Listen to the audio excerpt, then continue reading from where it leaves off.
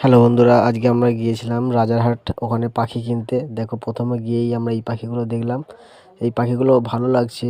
ওপরের পাখিটা কি আমি নাম জানি না। প্রথমে আমরা পাখি দেখলাম, তারপরে এখান থেকে এসে এখানে খরগোশ আছে, অনেকগুলোই খরগোশ আছে। খরগোশগুলোই কিন্তু খুব ভালো লাগছে। খরগোশগুলোর দাম কিন্তু খুবই কম ছিল ওখানে, তোমরা চাইলে নিতে পারো। তারপরে এখানে দেখো পাখি বিক্রি হচ্ছে, এই দাদাটা দাম দর করছে। আমি জানি না এটা কি পাখি। তারপরে এই দাদাটা দাম দর করছে বিক্রি করবে বলে।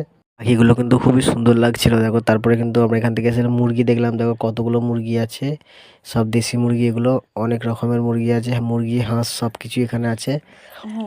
হাঁসগুলো কিন্তু জোড়া 200 টাকা করে। তোমরা চাইলে আসতে পারো, রাজারহাটে নিতে পারো।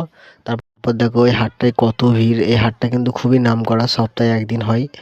ভোর 5টা থেকে সকাল 10টা অবধি এই হাটটা থাকে। এর মধ্যে সব কিছুই তোমরা পেয়ে যাবে, পাখি হাঁস মুরগি যত কিছু খুঁজবে সব পেয়ে যাবে। দেখতে পাচ্ছ এখানে কিন্তু ইঁদুরও আছে। ইঁদুর